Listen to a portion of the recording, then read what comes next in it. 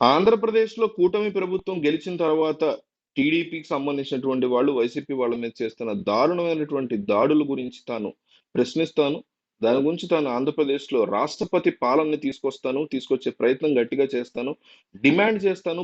Protest చేస్తా, ధర్నా చేస్తా అంటూ ఢిల్లీ వెళ్ళినటువంటి జగన్మోహన్ రెడ్డి ఈరోజు ఆయన సక్సెస్ అయ్యారా? ఫెయిల్ అయ్యారా? మీకేమనిపిస్తుంది? కామెంట్ చేయండి. మీరు ఏ పార్టీ వాళ్ళైనా కావచ్చు. నిజంగా ఆయన కష్టపడి పోరాటం చేసినట్లు మీకు అనిపిస్తే అదే విషయం ఒప్పుకోండి. ఏ పార్టీ వాళ్ళైనా కావచ్చు. లేదు ఆయన తన స్వార్థం కోసం వెళ్లారు, చతికిల పడ్డారు ఢిల్లీలో అనిపిస్తే, లేదు ఫెయిల్ అయ్యారని కామెంట్ చేయండి. అయితే ఈయన ధర్నా పూర్తి చేసినటువంటి కొన్ని గంటలకే ఢిల్లీ నడిబొడ్డులోనే భారీ షాక్ తగిలిందంటూ తెలుగుదేశం పార్టీకి అనుకూలంగా ఉండేటువంటి మీడియాలో విపరీతమైనటువంటి వార్తలు వస్తున్నాయి. అంటే ఒక పక్క వైసీపీ మీడియా బాకా ఏంటంటే అబ్బో! జగన్ సూపర్ హిట్ కొట్టేసాడని. ఓ పక్క తెలుగుదేశం పార్టీ మీడియా బాకా ఏంటంటే, లేదు లేదు జగన్ అటర్ ఫ్లాప్ అయ్యాడని. తెలిసిందేగా ఈ బ్యాచ్ అలాగే మాడుకుంటారు. అయితే నిజంగా ఏం జరిగిందో మీరు కామెంట్ చేయండి. అయితే జగన్మోహన్ రెడ్డికి సంబంధించి ఒక కొత్త న్యూస్‌ని టీడీపీ మీడియా ఏం ప్రచారం చేస్తుంది అంటే, అసలు ఈయన వెళ్ళిన పాయింట్ ఏంటి? ఆంధ్రప్రదేశ్‌లో రాష్ట్రపతి పాలన తీసుకురావాలని. సరే దానికోసం ధర్నా ఎక్కడ చేయాలి? రాష్ట్రపతి భవన్ దగ్గర ఎక్కడన్నా చేయాలి. కనీసం ర్యాలీయో, మౌన దీక్షో చేయాలి. అదేమీ చేయలే. జంతర్ మంతర్‌లో కూర్చొని ఏదో తన బలాన్ని ప్రదర్శించే పనిలో భాగంగా అఖిలేష్ యాదవ్‌ని తీసుకొచ్చారు. లేకపోతే శివసేన వాళ్ళని ప్రియాంక చతుర్వేది వాళ్ళని తీసుకొచ్చారు. బానే ఉంది. సరే అఖిలేష్ యాదవ్ ఏమన్నా పోనీ దేశవ్యాప్తంగా సూపర్ హిట్ అయిపోయిన వ్యక్తి అంటే కాదు. ఆయన ఆల్రెడీ చతికిల పడినటువంటి పరిస్థితిలోనే ఉన్నాడు.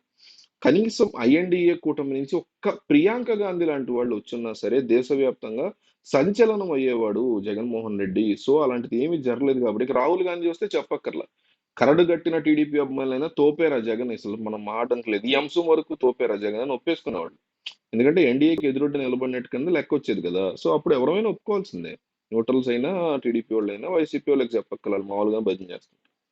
సో, ఒప్పుకునేవాళ్ళు. కానీ కేవలం అఖిలేష్ యాదవ్ రావటం, ప్రియాంక చతుర్వేది లాంటి వాళ్ళు రావడం, ఏదో తూతు మంత్రంగా కానిచ్చేశారనేటువంటి ఆరోపణలు వస్తున్న నేపథ్యంలో, ఇంకొక షాక్ ఏంటంటే 2 షాకులు. ఒకటి ఆయన తీవ్రంగా ప్రయత్నం చేశారు.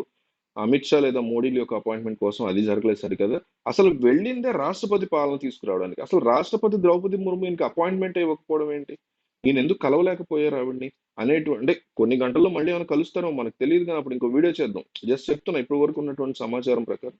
ఆయన కలవలేదు. మీరు రాష్ట్రపతి పాలన తీసుకురమ్మని ఏపీలో జరుగుతున్న పరిస్థితుల గురించి రాష్ట్రపతికి వెళ్లి అపాయింట్‌మెంట్ తీసుకొని వివరించలేనప్పుడు, సీఎం ఇంతమంది రాజ్యసభ సభ్యులున్నారు. లోక్‌సభలో గతంలో ఎన్నో బిల్స్‌లో మీరు సపోర్ట్ చేశారు కేంద్రానికి. అట్లాంటి వ్యక్తి కూడా రాష్ట్రపతి యొక్క అపాయింట్‌మెంట్ తీసుకొని, రాష్ట్రపతి పాలన తీసుకురండమ్మా ఏపీలో ఇట్లా ఉంది పరిస్థితి అని వెళ్లి మాట్లాడలేని పక్షంలో, మీరు ఫ్లాప్ అయినట్టే కదా! ఢిల్లీలో అనేటువంటి అంశాన్ని తెలుగుదేశం పార్టీ మీడియా ఎక్కువగా ప్రచారం చేస్తుంది. దీనికి కౌంటర్‌గా వైసీపీ మీడియా ఇంకోటేదో చెప్తుంది. సో, వాళ్ళు వీళ్ళు కాదు. మీరు చెప్పండి జగన్ యొక్క సక్సెసా? ఫెయిలా ఢిల్లీలో? మీరు కామెంట్ చేయండి. సక్సెస్ అయితే సక్సెస్, ఫెయిల్ అయితే ఫెయిల్ అని మీరు కామెంట్ చేయండి.